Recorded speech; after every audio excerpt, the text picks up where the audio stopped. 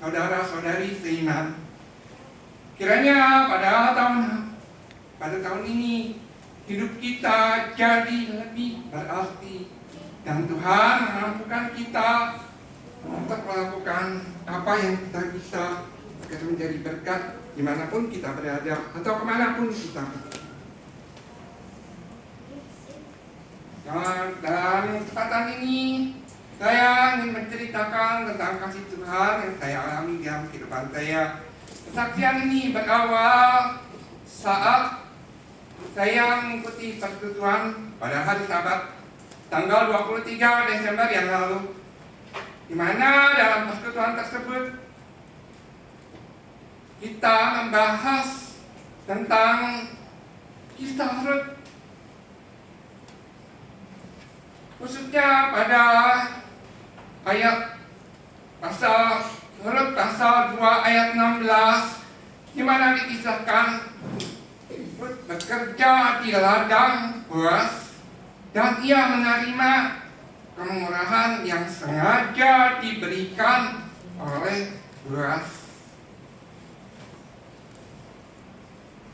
Ketika mengikuti pembahasan kisah Rut ini, saya teringat betapa dalam kehidupan saya juga mendapatkan kemurahan Tuhan yang sengaja diberikan kepada saya. Ada 3 cerita yang ingin saya kisahkan. Yang pertama, beberapa bulan yang lalu saya bersama istri ingin mengikuti kegiatan disabilitas di rumah salah seorang teman kami tunanetra di Bekasi. Dari rumah kami yang berada di Gading Serpong, kami harus menumpang Grabcar menuju ke perhentian bis di pinggir jalan Gading Serpong. Ya, kami harus naik bis ke Jakarta, baru kemudian transit ke bis berikutnya menuju ke Bekasi. Demikian cara perjalanan kami. Pada mulanya kami memesan Grabcar dari rumah. Lalu supir driver Grabcar tersebut bertanya, mau pergi kemana? Jadi kemudian mengobrol dengan Mimi. Ya, Mimi cerita kalau kami akan ke rumah teman di Bekasi untuk mengikuti kegiatan disabilitas. Lalu driver Grabcar ini mengatakan, saya belum pernah lihat kegiatan disabilitas itu seperti apa sih. Jadi kemudian dia mengatakan, saya mengantar ke Bekasi karena saya pengen lihat kegiatan disabilitas di sana. Jadi demikianlah kami tetap menumpang Grabcar itu sampai ke tempat tujuan di rumah teman saya di Bekasi. Dan ternyata bapak ini bukan hanya melihat sebentar, tapi mengikuti kegiatan sampai selesai. Bahkan kemudian kami pulang bersama-sama dengan dia kembali ke Gading Serpong. Kita pergi dan pulang naik Grabcar, gak usah bayar. Sungguh luar biasa kemurahan Tuhan yang sengaja diberikan kepada kami. Perjalanan dari Gading Serpong, kalau naik Grabcar ke Jakarta saja itu sudah tarifnya sudah 100.000 lebih. Apalagi kalau ke Bekasi, dan ini pergi dan pulang. Cerita yang kedua adalah saya biasa mengikuti kegiatan disabilitas, atau juga kadang-kadang ada yang memijat, ya, karena saya biasanya bekerja sebagai pemijat, ya, ke Jakarta dengan menggunakan bis. Jadi pulang dan pergi. Saya biasa kemana-mana bepergian sendiri dengan menggunakan tangkal.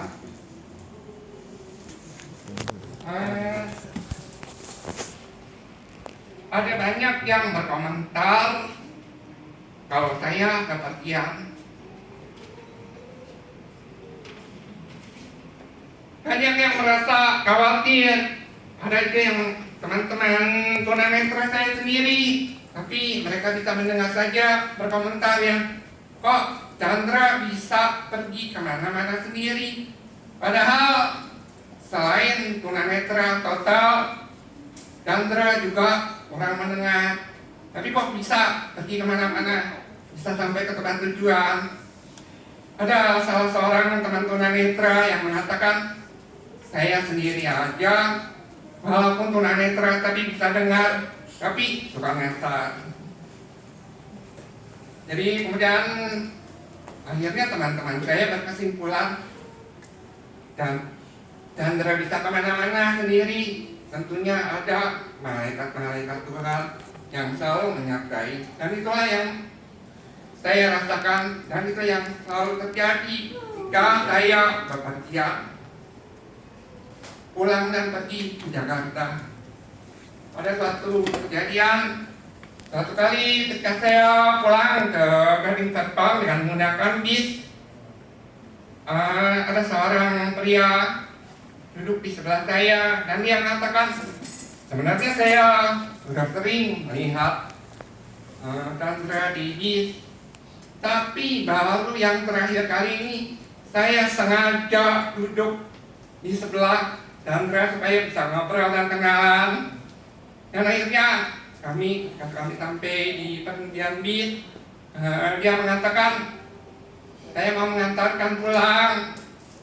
Sampai pernah yang saya bekerja di Jakarta, dan biasanya kalau pulang ke Serpong dijemput oleh istri saya naik mobil, yang istri kemudian saya diajak pulang dengan menggunakan mobil oleh istri dari kenalan saya ini.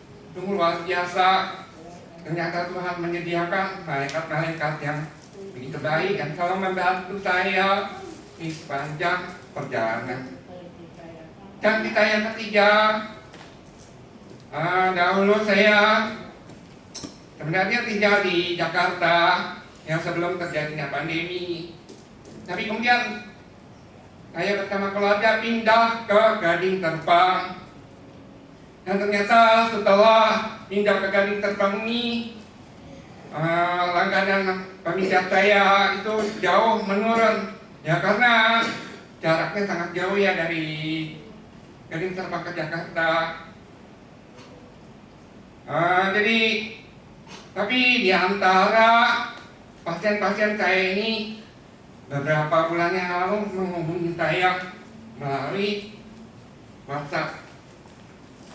Dan dia mengatakan, saya sengaja dari Chandra karena saya pengen bisa membantu apa yang bisa saya bantu. Jadi saya cerita, sekarang saya sudah jarang memijat, tapi biasa berjualan makanan,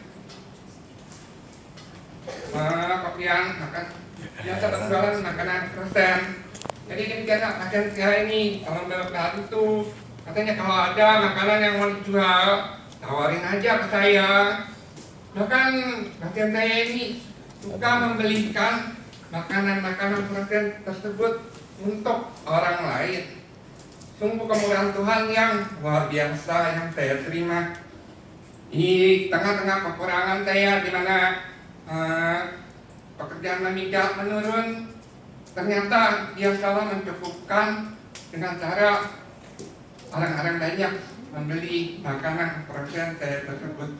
Dan di akhir tahun 2023 ini, pasien saya memberikan berkat yang jumlahnya mencapai 1 juta rupiah.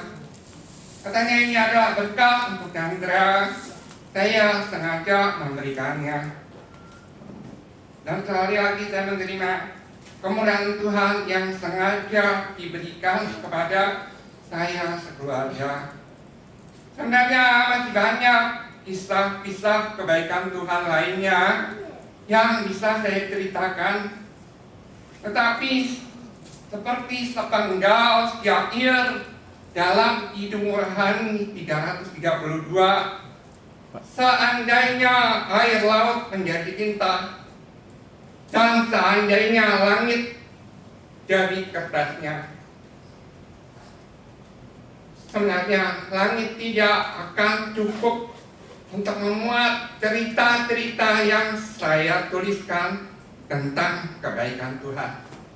Dan saya yakin saya juga tidak akan pernah selesai bercerita tentang kebaikan Tuhan tersebut. Akan tetapi dalam setiap kesempatan yang ada, saya akan bercerita betapa kasih Yesus sungguh indah dalam kehidupan saya ini. Untuk itu saya menghimbau kepada saudara-saudari seiman, mari kita selalu mengingat kebaikan-kebaikan Tuhan di tengah segala peristiwa yang kita alami. Tentunya sepanjang tahun 2024 ini akan banyak peristiwa yang terjadi, tetapi marilah kita selalu bisa melihat sisi baik dari setiap peristiwa tersebut. Dan sisi baik tersebut adalah kemurahan Tuhan yang sengaja diberikan kepada kita. Mari kita mencatat semua kebaikan Tuhan tersebut. Pada akhir kesaksian saya ini, saya ingin membawakan sebuah puisi yang juga merupakan kesaksian hidup saya. Dan puisi ini berjudul Berkarya dalam Gelap dan Sunyi.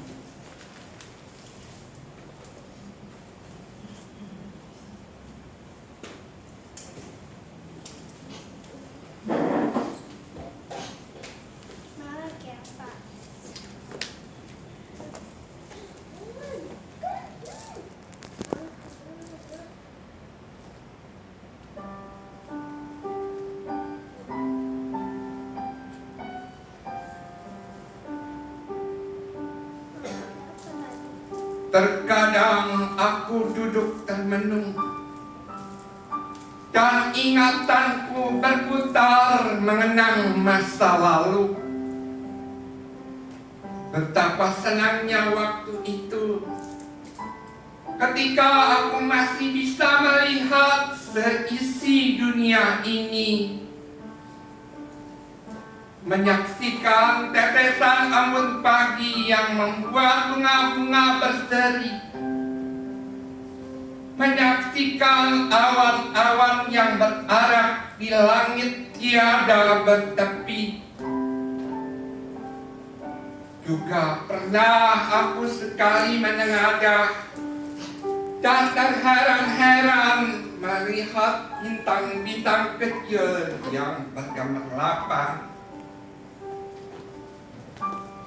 Ketika itu, aku memang masih kecil, tapi tidak termasuk anak yang suka bertanya.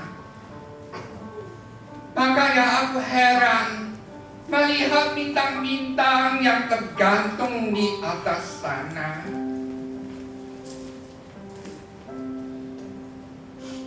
Kadang aku pun merenung, betapa senangnya ketika aku masih bisa mendengar sepenuhnya.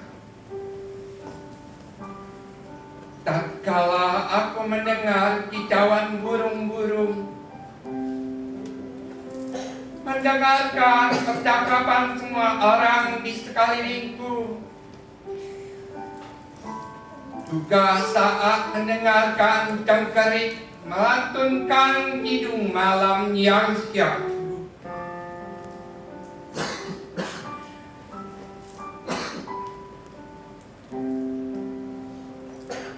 Semuanya itu telah berlalu.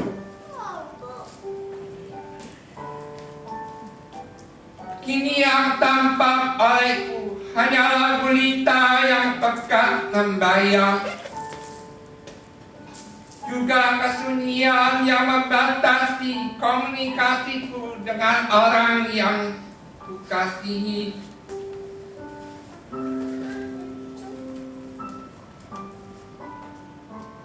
Mungkinkah aku kembali lagi ke masa yang indah itu? Aku ingin kembali sangat ingin kembali, sekalipun hanya dalam mimpi-mimpi.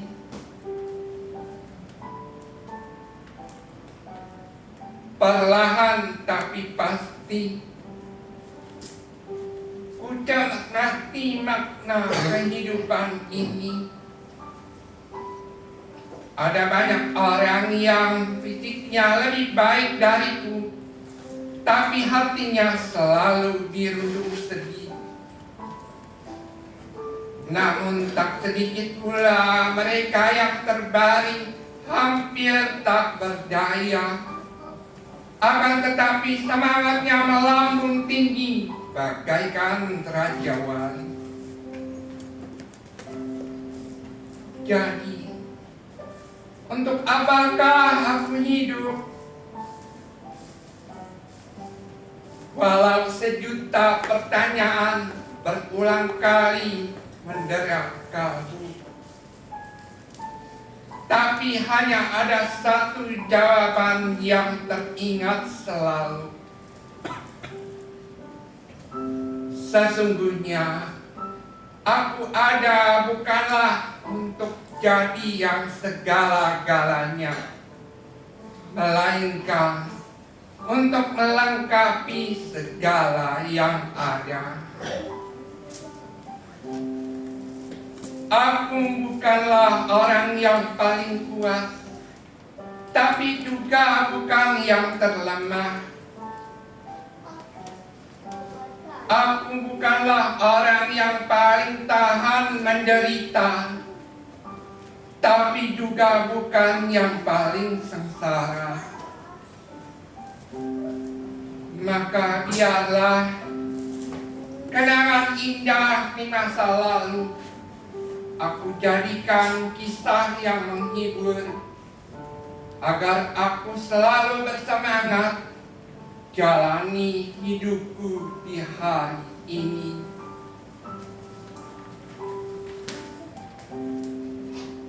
Kini aku tak lagi memiliki fisik yang sempurna, namun bukan berarti aku tak bisa apa-apa.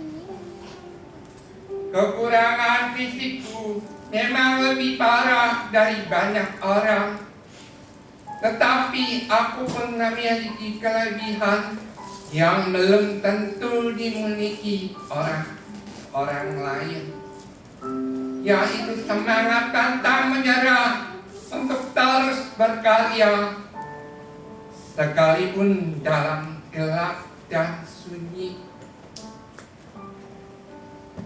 Bersama tibanya Sang Fajar di hari esok, akan kusambut setiap kesempatan yang Tuhan berikan untuk melayani apa yang aku bisa, sebab sesungguhnya hidupku ini adalah anugerah.